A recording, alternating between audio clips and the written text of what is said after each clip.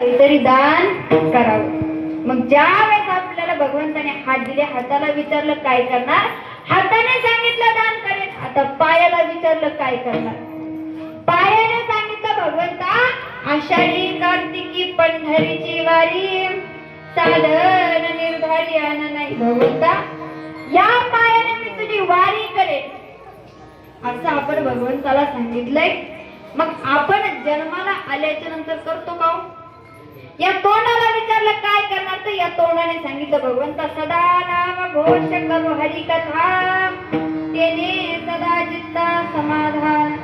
भगवंता तुझं नामस्मरण करेन. डोळ्याला विचारलं काय करणार, डोळ्याने सांगितलं सदा माझे डोळे जलो तुझे पुरती, रखुमाईच्या पती सोयरिया.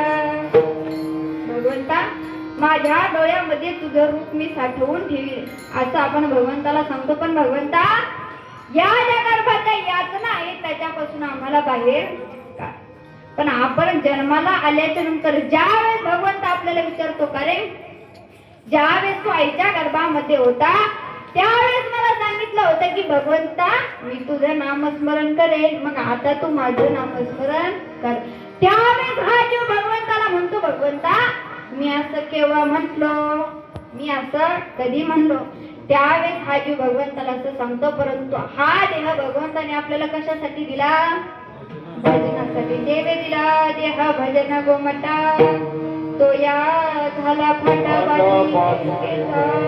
म्हणजे भजनासाठी हा नरदेह आपल्याला दिला, भगवंताची वारी करायला सांगितले. मग किती दिवस करायची हो आणि कशी करायची, तर माऊली ज्ञानोबा सांगतात जव हे सकळ सिद्ध आहे, हात चालावया पाये, तव तू आपुले स्वहित साहेब, तीर्थयात्रे जाय चुकू नको. माऊली ज्ञानोबा सांगतात जोपर्यंत हात पाय व्यवस्थित आहेत, जव हे सकळ सिद्ध आहे, हात चालावया पाये, जोपर्यंत पाय चालतात, हाताने काहीतरी घेता येतंय, हाताने आपण काहीतरी घेऊन खाऊ शकतो, तोपर्यंत वारी करा. तव तू आपले स्वहित साहित तीर्थयात्रे जाय चुकू नको. तोपर्यंत आपलं हित साधून घे, तीर्थयात्रेला जायचं चुकू नको. परंतु आपलं हित कशात आहे हे आपल्याला कळत नाही. तुकोबराय सांगतात आपुलिया हिता जो असे जागता, धन्य माता पिता तयाच्या. जो कोणी व्यक्ती आपल्या हिताच्या ठिकाणी जागा आहे त्याच्या माता पितेला तुकोबराय धन्यता देतात. परंतु आपलं हित कशात आहे ते आपल्याला कळत नाही. आपलं हित कशात आहे, आपला जीव कशासाठी जन्माला आला हे जर आपल्याला कळलं तर आपल्या जीवनाचं हित आपल्याला कळतं. त्या ठिकाणी आपल्या जीवनाचं हित आहे. जर भगवंताचं नामस्मरण करायला पाहिजे, कारण त्याच्यामध्ये आपलं हित आहे, परंतु ते हित आपल्याला कळत नाही. मग जोपर्यंत आहे तोपर्यंत भगवंताचं नामस्मरण करा, चिंतन करा. मग कोणी केलं तर सर्व संत महात्म्यांनी भगवंताचं नामस्मरण चिंतन केलं. पंढरपूरची वारी केली माऊली ज्ञानोबरायांनी. ज्यावेळेस पहिल्यांदी भगवंताची वारी केली त्यावेळेस त्यांच्या पायामध्ये घालण्याकरता चप्पल नव्हती, तरी सुद्धा माऊली ज्ञानोबरायांनी वारी केली. आपल्याकडे सर्व वस्तू आहे तरीही आपण वारीला जात नाही. आपण भगवंताची वारी केली पाहिजे. सर्व संत महात्म्यांनी वारी केली, सर्व संत महात्म्यांनी भजन केलं. किती भजन केलं तर ज्यावेळेस सर्व संत महात्मे कुणीही असू, ज्यावेळेस ते भजन करायचे त्यावेळेस ते कोण आहेत, कुठे आहेत आणि काय करतात याचं सुद्धा त्यांना भान राहत नव्हतं. एवढं भजन सर्व संत महात्म्यांनी केलं. तेवढं प्रेम त्यांचं भगवंतावरती होतं.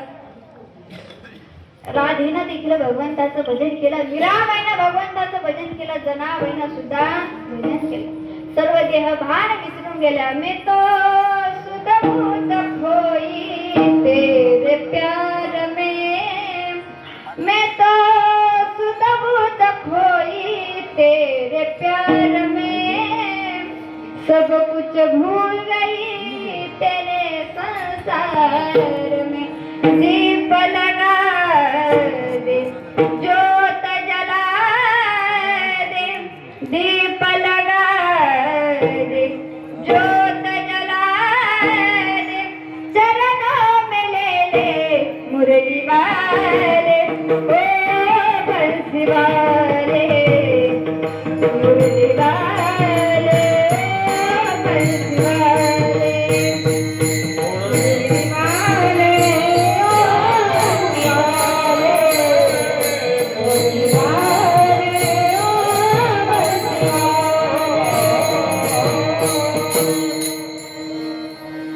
सर्व काही देह भान विसरून जावं एवढं भजन सर्व संत महात्म्यांनी केलं. ज्या वेळेस त्यांना बाई भगवंताचं नामस्मरण करायच्या त्यावेळेस गौऱ्या थापायच्या.